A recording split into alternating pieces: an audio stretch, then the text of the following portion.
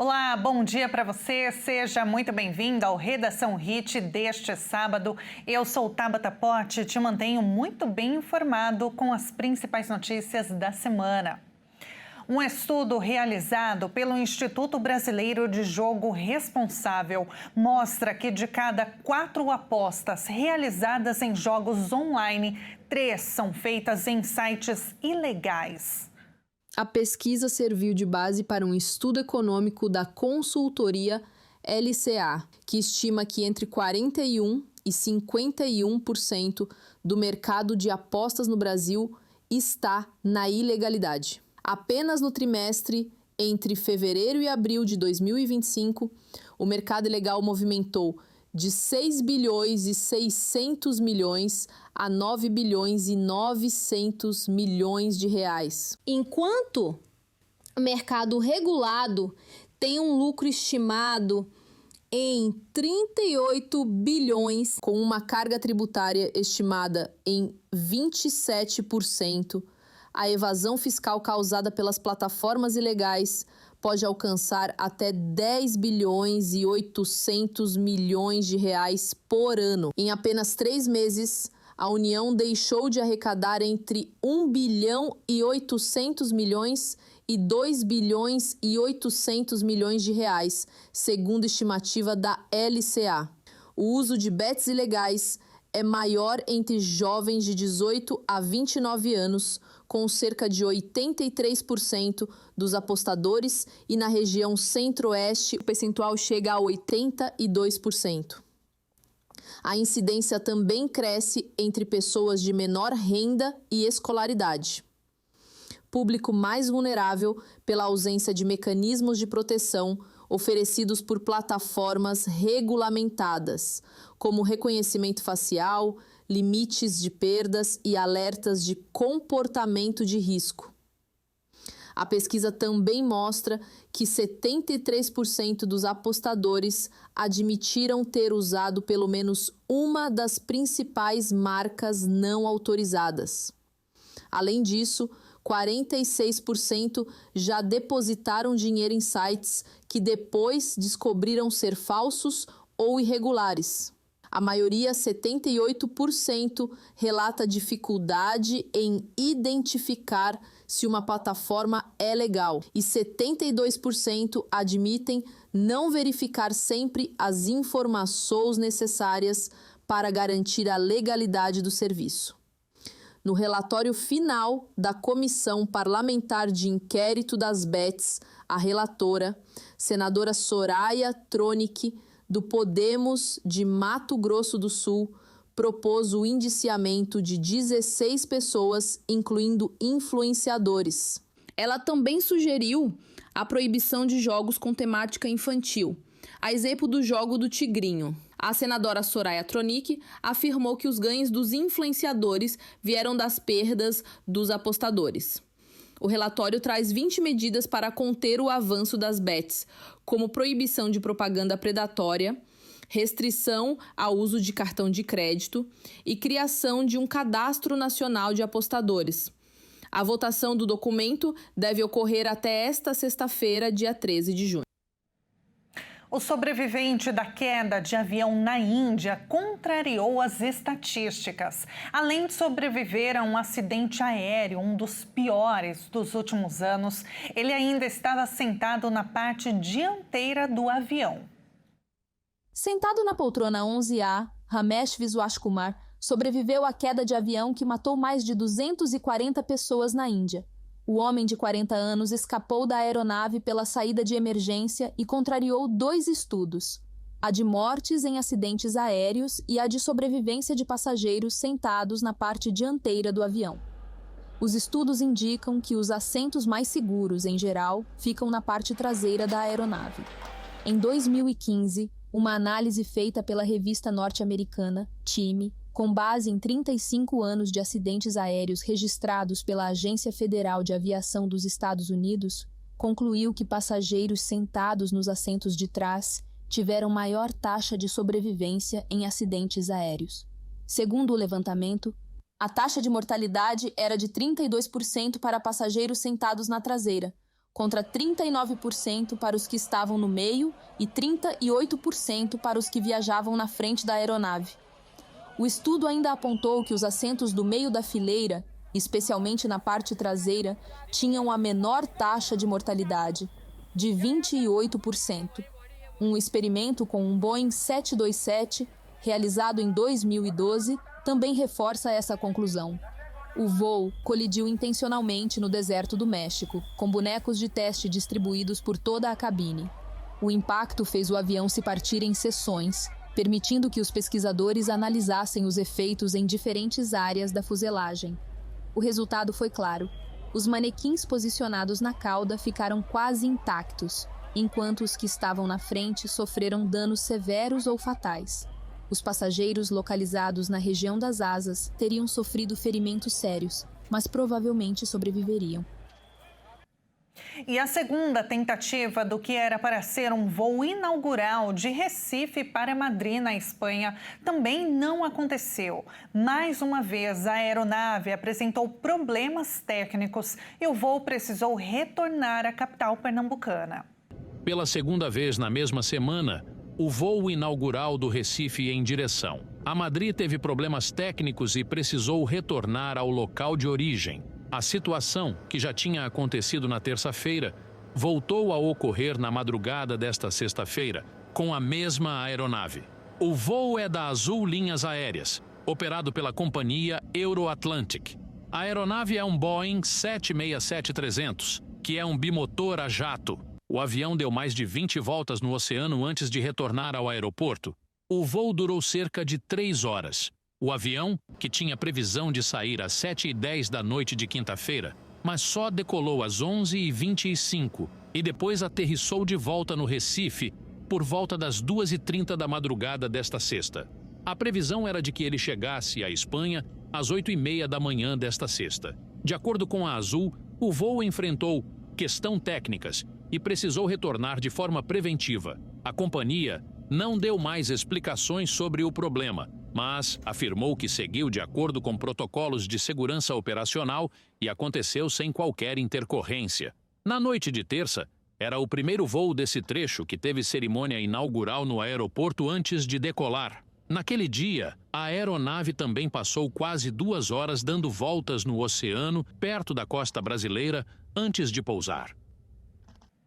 E nesta semana, os ministros do Supremo Tribunal Federal se posicionaram a favor de uma maior responsabilização das empresas de tecnologia sobre conteúdos publicados pelos usuários. A medida vai além de criminalizar as empresas por notícias falsas, mas visa impedir ainda crimes como pedofilia, desafios de ataques a escolas e automutilação de crianças e adolescentes.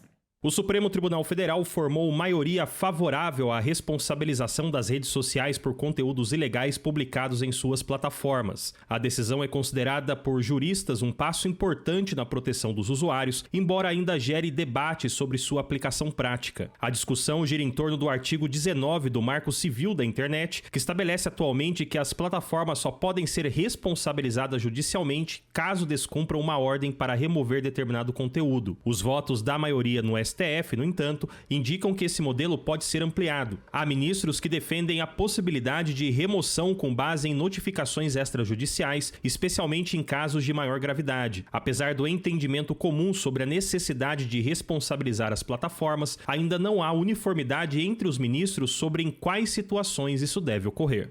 Há um consenso entre os juristas que o Marco Civil da Internet, sancionado em 2014, já não reflete a realidade atual das redes.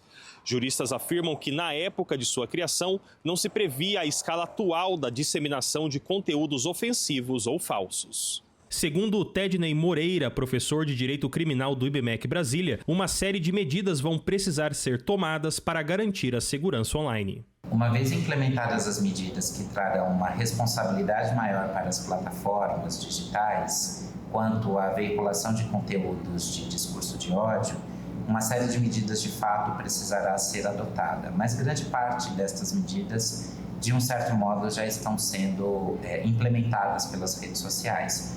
Uma delas é o alerta aos próprios usuários sobre as possibilidades e consequências jurídicas de manifestação do conteúdo que for publicado. E também a possibilidade de retirada desse conteúdo do ar e criação de mecanismos de direito à resposta dos grupos que se sintam ofendidos por um conteúdo nesse mesmo tom. Com a decisão do STF, essas empresas passam a adotar uma postura mais ativa na moderação de conteúdo. A expectativa é de que os termos de uso sejam reforçados e os mecanismos de denúncia interna tornem-se mais ágeis. Apesar do impacto positivo previsto pelos especialistas, a medida também levanta preocupações sobre possíveis restrições à liberdade de expressão. Para o professor Tedney, a liberdade de expressão continua sendo garantida pela Constituição Federal. As redes sociais são importantes plataformas de disseminação e de democratização das opiniões.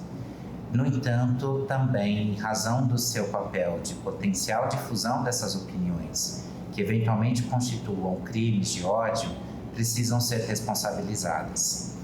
A liberdade de expressão está garantida pela Constituição Federal, porém ela não significa uma liberdade de cometimento de crimes de ódio, e que se configuram com toda a tentativa de redução da dignidade humana das demais pessoas afetadas por essas opiniões.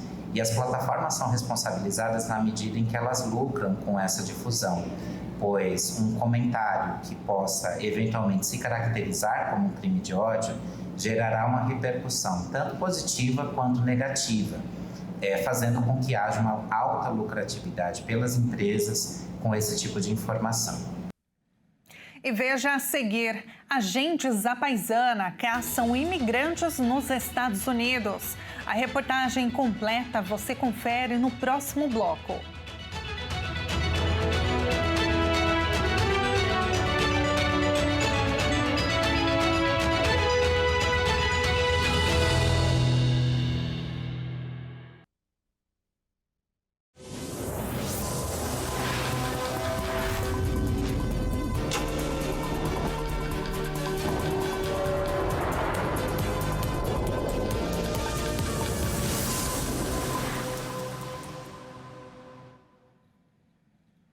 O Redação Hit está de volta com as principais notícias.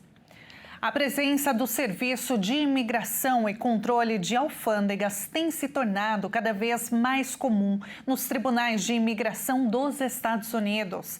Segundo defensores dos direitos humanos, os agentes ficam na esperança de dissuadir, imigrantes que tiveram seu pedido de asilo rejeitado ou que os colocam em uma espécie de limbo jurídico. Uma cena que se repete nas cortes de imigração americanas. Este cubano foi detido ao sair de um tribunal federal em Houston. Minutos antes, um juiz de imigração havia rejeitado sua solicitação de asilo nos Estados Unidos. Gato entrou nos Estados Unidos em dezembro de 2023. Como muitos imigrantes, ele se entregou ao cruzar a fronteira com o México e foi liberado com o compromisso de comparecer a uma audiência de imigração.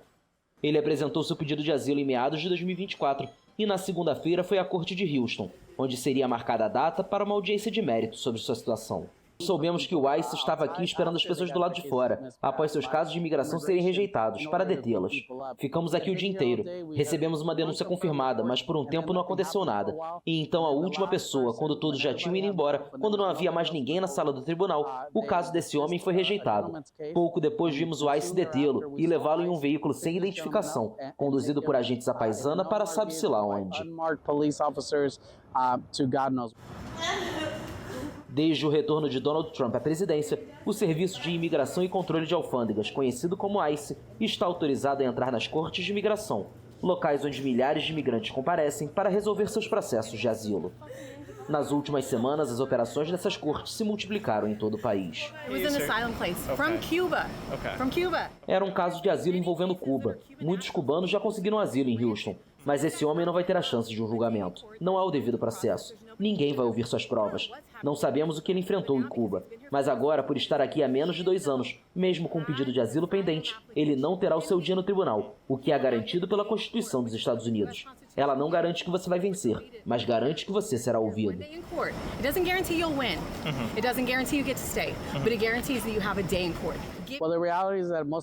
A maioria dessas pessoas está cumprindo alguma regra, seja a lei do asilo ou comparecendo perante o tribunal. Estão aqui tentando fazer a coisa certa, tentando ver se conseguem lutar por seu caso.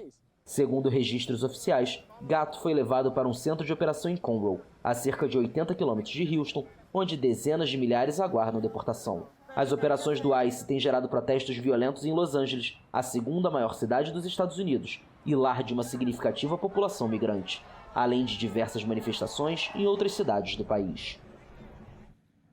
A inflação na Argentina foi de 1,5% em maio, o índice mensal mais baixo desde maio de 2020. A inflação na Argentina foi de 1,5% em maio, segundo o Instituto Nacional de Estatísticas, o INDEC. Esse é o índice mensal mais baixo desde maio de 2020. Os preços ao consumidor aumentaram 1,5% em maio de 2025 em relação a abril e 43,5% interanual, destacou a instituição em um relatório que mostrou uma taxa dominada pelos preços dos alimentos e do transporte. O governo do ultraliberal Javier Milei comemorou o número, que atribuiu ao plano bem-sucedido de estabilização ortodoxo da equipe econômica. Também nesta quinta, o Fundo Monetário Internacional qualificou como um passo importante as medidas adotadas pelo governo do presidente da Argentina para aumentar as reservas em dólares. Nesta semana, a Argentina buscou empréstimos com bancos internacionais de 2 bilhões de dólares com devolução no curto prazo para engrossar as reservas frente às exigências do FMI. O desmatamento da Amazônia Legal cresceu nos últimos 10 meses. É o que mostram os números do Instituto Nacional de Pesquisas Espaciais. Impulsionado pelos incêndios, o desmatamento da Amazônia Legal cresceu nos últimos 10 meses. Segundo dados oficiais divulgados, ocorreu uma alta de 9,1% entre agosto de 2024 e maio de 2025, em comparação com o período equivalente anterior. Esse período será incluído no cálculo consolidado do desmatamento anual a ser divulgado no final de 2025, que poderá reverter os resultados positivos publicados em 2024, se a tendência recente se mantiver. O dado será publicado pouco antes de o Brasil sediar, em novembro, a Conferência do Clima COP30 da ONU na cidade de Belém, no Pará. Os números do Instituto Nacional de Pesquisas Espaciais, o INPE, também mostraram um aumento de 92% no desmatamento da Amazônia em maio, em comparação com o mesmo mês do ano anterior. Com 960 quilômetros quadrados desmatados, uma área que quase equivale à superfície de Belém, este foi o segundo pior dado para maio desde o início da série histórica, em 2016. Os resultados negativos para a Amazônia ocorreram em grande parte como consequência dos incêndios florestais que atingiram a região no segundo semestre do ano passado, disse o ministro substituto do Meio Ambiente, João Paulo Capobianco, ao apresentar os números. A média de filhos por mulher no Brasil tem diminuído ao longo das últimas décadas. É reflexo de uma tendência global impulsionada principalmente pelo fator econômico. A conclusão de um levantamento da ONU é que os programas de benefícios têm gerado efeito limitado. Um relatório recente do Fundo de População das Nações Unidas revela que milhões de pessoas em todo o mundo têm menos filhos do que gostariam. E a principal razão para isso é a instabilidade econômica. O estudo divulgado em várias capitais europeias traz dados preocupantes sobre a dificuldade crescente de formar família. Não por falta de desejo, mas por obstáculos sociais e financeiros. O levantamento intitulado A Real Crise da Fecundidade ouviu mais de 14 mil homens e mulheres em idade reprodutiva de 14 países que juntos representam cerca de 37% da população global, incluindo o Brasil. Entre os entrevistados com menos de 50 anos, quase 1 em cada 5 afirmou acreditar que não conseguirá ter o número de filhos desejado ao longo da vida. As razões apontadas vão além da economia, mas ela se mantém no centro do problema. insegurança no emprego, altos custos de moradia, dificuldade de acesso à creche e a ausência de políticas de apoio à maternidade e paternidade, que são fatores frequentemente citados. Além disso, questões como problemas de saúde, incertezas sobre o futuro e a dificuldade em encontrar um parceiro ideal também influenciam na decisão de adiar ou desistir da parentalidade.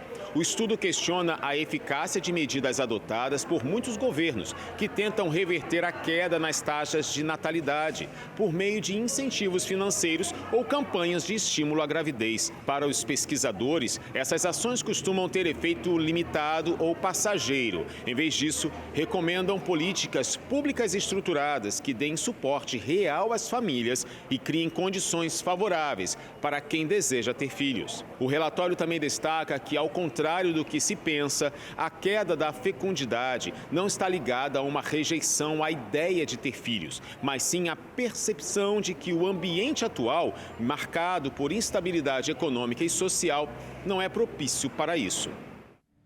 E na edição deste sábado, nós vamos conhecer a cidade de Vitória, a capital do Espírito Santo.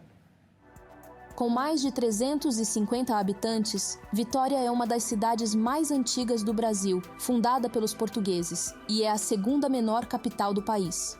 A cidade é formada por uma ilha principal, cerca de 34 ilhas menores e por uma parte continental. A confecção de panelas de barro, em especial pelo grupo das paneleiras de Goiabeiras, é uma atividade muito tradicional na cidade. Em Vitória, a culinária é marcada pela utilização de alimentos típicos da região, sendo os pratos mais apreciados a torta e a moqueca capixaba.